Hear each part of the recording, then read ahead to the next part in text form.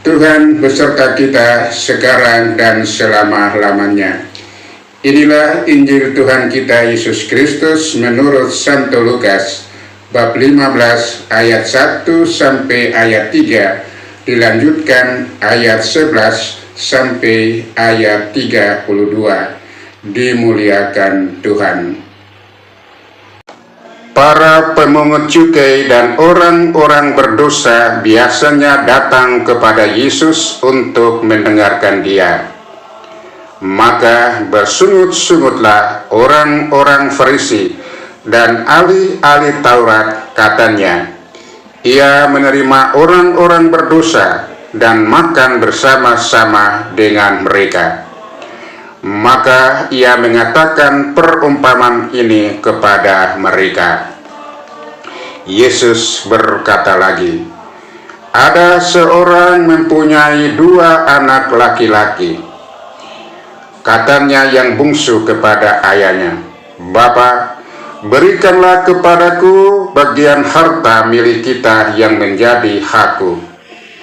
Lalu ayahnya membagi-bagikan harta kekayaan itu di antara mereka.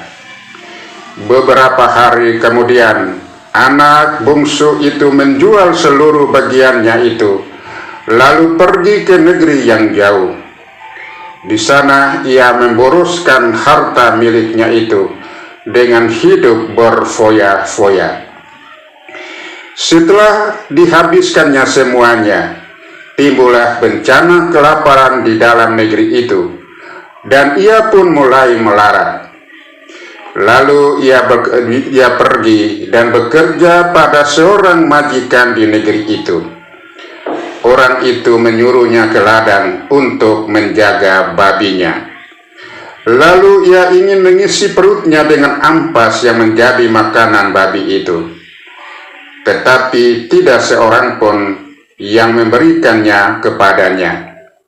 Lalu ia menyadari keadaannya, katanya, betapa banyaknya orang upahan Bapakku yang berlimpah-limpah makanannya, tetapi aku di sini mati kelaparan.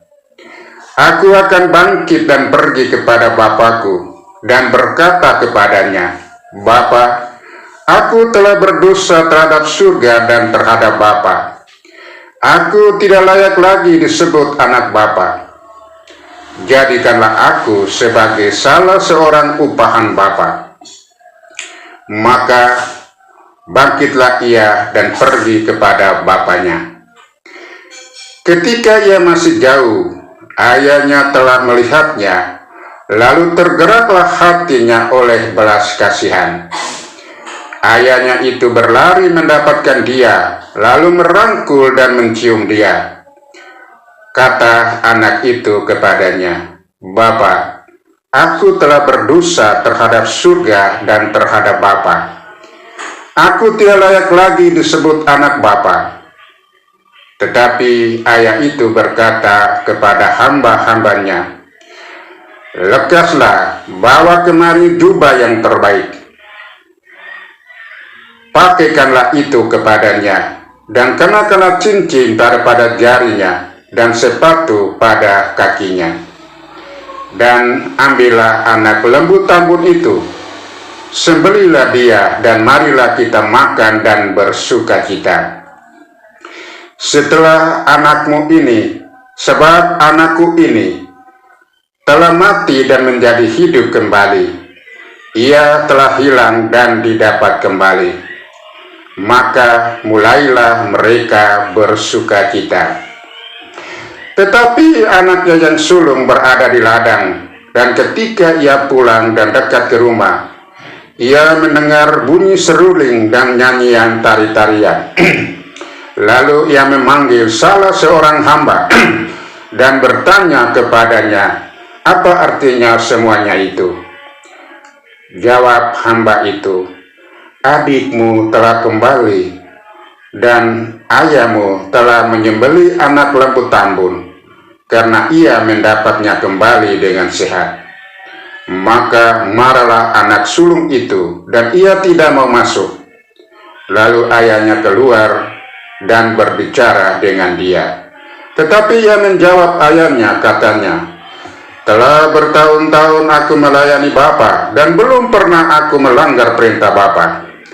Tetapi kepadaku belum pernah Bapa memberikan seekor anak kambing untuk bersukacita dengan sahabat-sahabatku. Tetapi baru saja datang anak Bapa yang telah memboroskan harta kekayaan Bapa bersama-sama dengan pelacur-pelacur. Maka Bapa menyembelihnya anak lembu tambur itu untuk dia." Katanya ayahnya kepadanya, "Anakku, engkau selalu bersama-sama dengan aku, dan segala kepunyaanku adalah kepunyaanmu. Kita patut bersukacita dan bergembira, karena adikmu telah mati dan menjadi hidup kembali. Ia telah hilang dan didapatkan kembali." Demikianlah sabda Tuhan. Terpujilah Kristus. Renungan Minggu Prapaskah keempat menurut Injil Lukas bab 15 ayat 1 sampai ayat 3, dilanjutkan ayat 11 sampai ayat 32. Tema renungan kita adalah Allah adalah Bapa yang Maha Rahim. Saudara-saudari yang terkasih dalam nama Tuhan kita Yesus Kristus, hari ini kita memasuki Minggu Prapaskah keempat, di mana kita merenungkan salah satu perumpamaan Yesus yang paling terkenal, yaitu perumpamaan tentang anak yang hilang. Perumpamaan ini bukan hanya kisah tentang seorang anak yang meninggalkan rumah, tetapi lebih dari itu, ini adalah kisah tentang kasih dan kerahiman Allah yang selalu siap menerima kita kembali. Perumpamaan tentang anak yang hilang menampilkan 3 tokoh yang menjadi model sikap hidup rohani kita. Yang pertama, sikap anak bungsu. Anak bungsu ini adalah tokoh yang menggambarkan kesombongan dan pertobatan. Anak bungsu dalam perumpamaan ini melambangkan kita semua yang seringkali ingin hidup menurut kehendak sendiri tanpa peduli pada rencana Tuhan. Dia meminta warisannya pergi ke negeri yang jauh dan menghamburkan hartanya dalam hidup yang boros. Namun ketika penderitaan menimpanya, dia menyadari kesalahannya dan memutus untuk kembali kepada bapaknya. Ini adalah gambaran pertobatan sejati, yaitu menyadari kesalahannya, menyesal, dan kembali kepada Allah. Kedua, sikap Bapa. Tokoh Bapa menggambarkan kasih dan pengampunan tanpa syarat. Ketika anak bungsunya kembali, bapaknya tidak marah atau menghukum, melainkan berlari menyambutnya, memeluk, dan mengadakan pesta untuknya. Sikap ini mencerminkan Allah Bapa kita yang penuh kasih dan selalu siap mengampuni siapapun yang bertobat.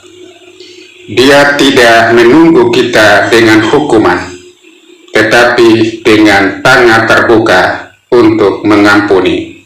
Yang ketiga, sikap anak sulung. Anak sulung adalah tokoh yang menggambarkan sikap iri hati dan kesombongan rohani.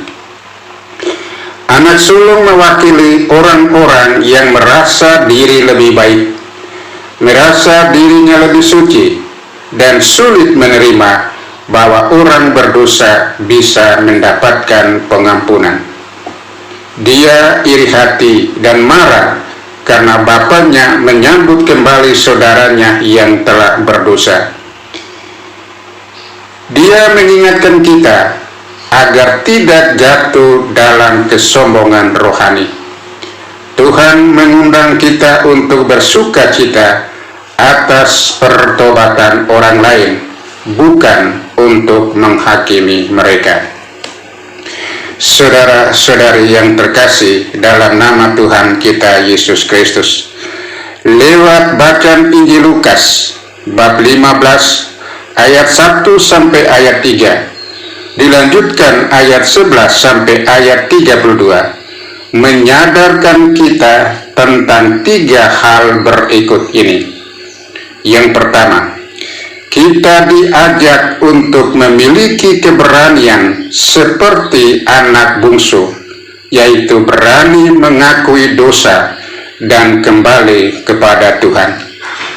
Yang kedua, kita diajak meneladan Allah Bapa, yaitu murah hati, selalu siap mengampuni dan tidak menyalahkan. Pada masa tobat ini, kita perlu menyatakan niat hidup kita untuk berhenti kebiasaan untuk menyalahkan orang lain. Mulai sekarang, saya tidak akan menyalahkan orang lain.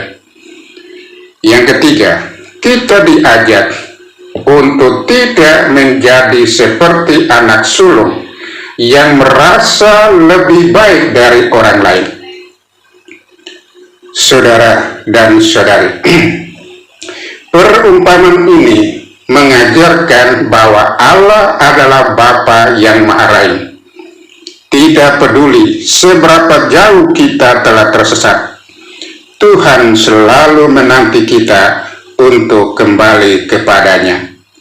Mari kita gunakan masa Prapaskah ini untuk bertobat dan kembali kepada kasih-Nya.